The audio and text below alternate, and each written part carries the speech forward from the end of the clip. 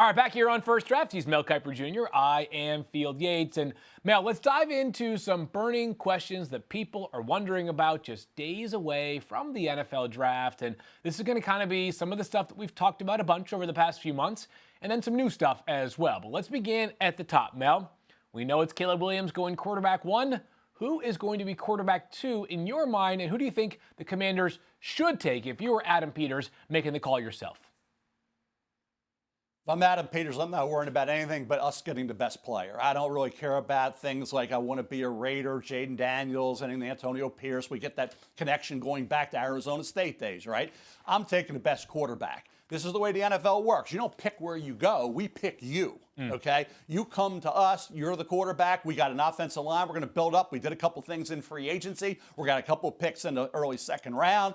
Jaden Daniels has a great opportunity with the Washington Commanders, I believe. And I think certainly no question, if I'm making that pick, it's Jaden Daniels. Do I think it will be? I don't know, Field. I think it could and it should. Will it be? Could it be Drake Maye? Maybe. I don't know. Adam Peters hasn't told me, Field. I don't know who he's told. I think he's done a great job, and maybe the NFL has wanted this, and we know they have. I don't know if they're in the ear of Adam Peters saying, hey, don't tip your hand, because we know who one's going to be. We don't want to know who two's going to be. So throw out all the names, keep it a guessing game.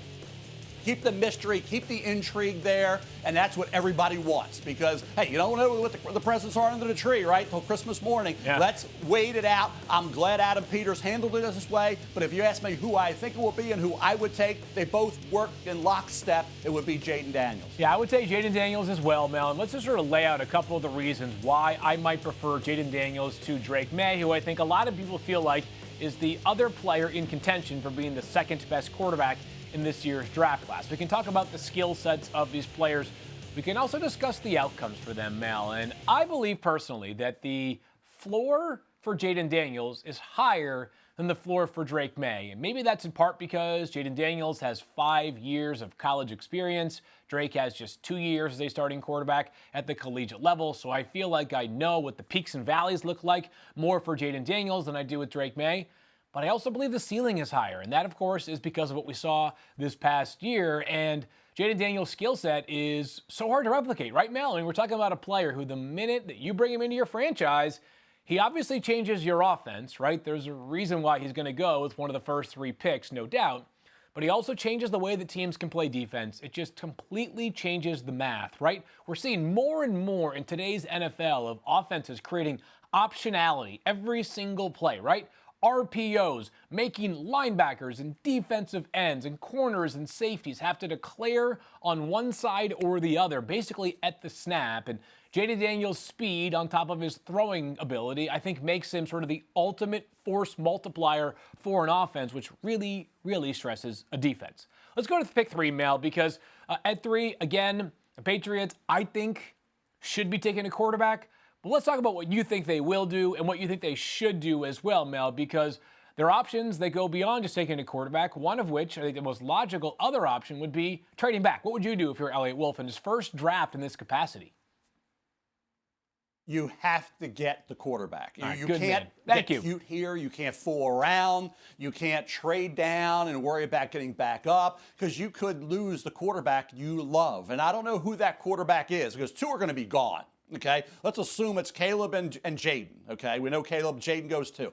Drake Maye, do you love him? If you don't, take J.J. McCarthy or trade down and try to do some things there. But if you love J.J., you got to take him because if you move down, you're going to lose him. I wouldn't take J.J. that high, but if they love him, I don't think moving down is really an option, Field, because you got the Giants sitting in there. My feeling is whoever they love, they got to take. And it's got to be one of the 4 remaining quarterbacks, either Drake Maye, J.J. McCarthy, Michael Penix Jr., or Bo Nix, right? It's got to be one of those 4. I'm not taking the other 2 that high. I'm moving down. If I want Penix Jr. or Nix, I'll move off of that pick. But if I want one of the 2, Maye or McCarthy, moving down, you're going to lose them. You're going to lose them. Yeah. So you can't lose a guy you love. Now, if they don't love either one of them, and they like Penix Jr. or Nix a little better or as much, then moving down makes a little more sense, right? To build up that talent base by getting extra picks. But this is a risky move if you go off of 3. You cannot love, my feeling is you can't love Maye or McCarthy and move off of 3. If they move off of 3, it tells me they don't like either one field enough to take them that high, and they don't think they're franchise quarterbacks. Yeah, I would agree with that. If they're trading down, it's because they are not as enamored in those players, at least in the case of Drake Maye, as you and I are, Mel. But I will continue to feel this way. If the Patriots stay at 3, they should take whichever of Jaden Daniels and Drake Maye is left over. And while we think it's going to be Jaden Daniels at pick number 2, we don't know it like we do with Caleb Williams, who is going to be the first pick in the 2024 NFL Draft. And Drake Maye, Mel, has so much potential and upside. And maybe there are fans that are watching this right now and say, I hate those words. I don't want to hear those words during the draft process, right? Potential and upside can get you fired if you're a GM. I get it, but there's also been some darn good production as well, Mel. At 21 years old, and I think about how the Patriots, over the past couple of years, it doesn't snow nearly as much in New England as it did when I was growing up here, Mel, but the Patriots play like 5 bad weather games at home a season. You need a quarterback that's got stature, it's got a big hand, it's got a rocket arm to cut through the winds, kind of like what Buffalo has up there with Josh Allen. I'm not saying Drake Maye is now or is necessarily going to be Josh Allen when he reaches his peak version of himself, but that stature I do think is important when you're factoring in the elements of where you play. That rocket arm for Drake, so impressive. The in and out of pocket mobility, so impressive for Drake Maye. I get it. It wasn't a perfect 2023, Mel, but I don't find it that hard to dig deep into the archives of Drake Maye and find plays that make me think he's going to be a star. And I don't think there are too many traits that Drake Maye is not quite A+ at right now that aren't coachable. I think most of the things that are currently bothering Drake Maye are coachable relative to other quarterbacks that are going to go maybe 4th, 5th, or 6th off the board, Mel, that I don't think you can coach out of them what they have in them right now. Where do you stand on Drake as pick 3? There was a song, I'm sick and tired of being sick and tired, Field. Remember that? Well, I'm sick and tired of people acting like when you say something negative about a player, you hate that player. All these quarterbacks have something that they have to improve on, right? Well, you think about where we were back when Ben Roethlisberger, Phillip Rivers, and Eli Manning came in. You had to rank them 1, 2, 3. So if you liked 1 over 2, 2 over 3, there had to be a reason, right? Even if you're splitting hairs, you got to give a reason. When we're ranking these guys, it doesn't mean we hate one or the other or love the one guy significantly over the other. You got to make a decision. You can't say they're all the same. Well, you got to pick one. If you're picking 2, you can't take them all. You got to pick one of those guys. Same thing at 3 and moving on down, right? So, and then you rate them to protect you from overdrafting. I'm not taking J.J. McCarthy in the top 10. I like him. I don't love him, and I got to love him to make him a top 10 pick. So let somebody else take him. Now, if he slipped into the middle of the first, I'd be happy to take JJ. That's what ranking players protect you from doing. Now, if he gets down that far, I'm happy. So why wouldn't you take him in the top 3 if you take him at 15? Because that's how you rank them. And if somebody else takes him that high, it protects you from that overdrafting mistake. That's the why we go through this exercise, Field. So when you talk about Drake Maye, it's interesting. All of a sudden last week I'm hearing, well, they're 21 years old and they got all this potential.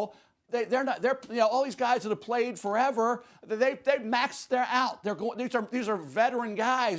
These are 23, 24-year-old guys against college kids, right? They're maxed out. All of a sudden now the experience that we wanted just not that long ago, we don't want anymore. Now we want the guys who have potential and have flaws but are still young and hadn't played a lot of football. We got to figure out what we want. I said all year, Field, the NFL and all of us are clueless on quarterbacks, right? Nobody has any perfect formula. They haven't shown me yet how to draft quarterbacks. You might be right one year and dreadfully wrong the next year, or bad one year and great the next year, right? But when you get that quarterback, thank your lucky stars you have them for 10, 12, 15 years, like Brady, 20 years, right? Yeah. Because it's not easy. This evaluation process on quarterbacks is incredibly difficult. Anybody that thinks they have the answers, Field, you know what? You tell them they're a liar. They have no idea. Yeah. They might get it right one time, but I'll get you. Next year, they may get it really wrong. So you go from A to an F or an F to an A very quickly. So if I'm ranking players, it's for that reason, Field. Try to protect yourself from doing what the league tends to always do, which is overdraft quarterbacks. I can tell it's draft week because we are getting the best version of Mel right now. I'll fire it up, Mel Kiper Jr. You absolutely love to see it. It must be draft week. All right.